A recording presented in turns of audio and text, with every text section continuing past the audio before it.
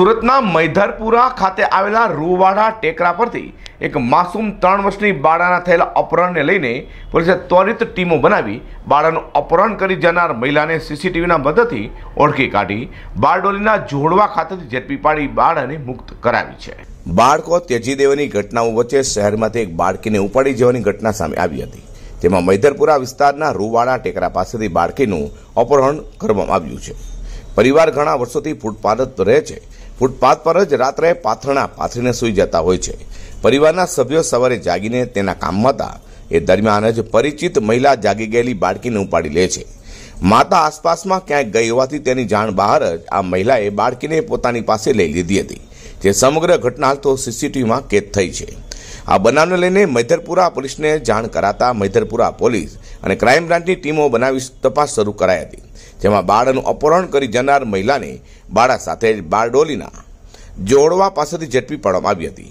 ખાસ એવી એક સીસીટીવી ફૂટેજના આધારે જે લેડીઝ લઈ જાય છે એ ખ્યાલ ઉપર આવે છે। એનું નામ રેખા હોય છે એ જાણવા મળે છે। ત્યારબાદ એની તપાસ કરતાં એનો પતિ મનીષ એ પણ ત્યાં ઘંટીમાં કામ કરતો હોય છે અને એ બંને જણા મિસિંગ હોય છે। આ રેખા અને મનીષ કોણ છે, ક્યાંના છે એ બાબતે બહુ કોઈને ખ્યાલ ન હતો।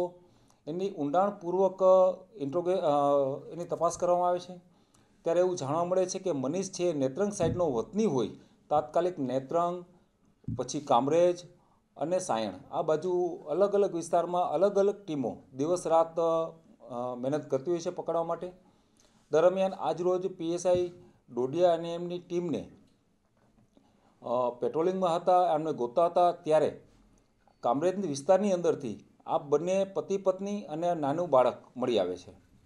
તાત્કાલિક બંને આરોપીઓને અને આ છોકરાને આરોપીના કબજામાંથી છોડાવી પોલીસ સ્ટેશન લાવે છે અને એને ડિટેન કરવામાં આવે છે। આ કામે હકીકત એવી છે કે રેખાએ પહેલી એને 7 માસનો ગર્ભ હોય અને એ મજૂરી કામ પર જતી હોય અને ત્યારે એનો ગર્ભપાત થઈ ગયેલો હોય, એને છોકરાની કમી હોય, જેથી કરીને આ છોકરીનું એને કિડનેપિંગ કરેલું હતું, આવું એનું પ્રાઇમરી અત્યારે એનું સ્ટેટમેન્ટ છે। ડિટેલમાં ઇન્ટ્રોગેશન ચાલે છે। છોડાવેલ જે છોકરી છે એમને એમના માતા પિતાને સુપ્રત કરવામાં આવેલ છે અને બાળાને હેમખેમ મુક્ત કરાવી તેના પરિવારને સોંપી હતી। હાલ તો અપહરણ કરનાર મહિલાની પોલીસે વધુ પૂછપરછ હાથ ધરી છે। અઝર કુર્સી સાથે હર્ષદ સેઠા।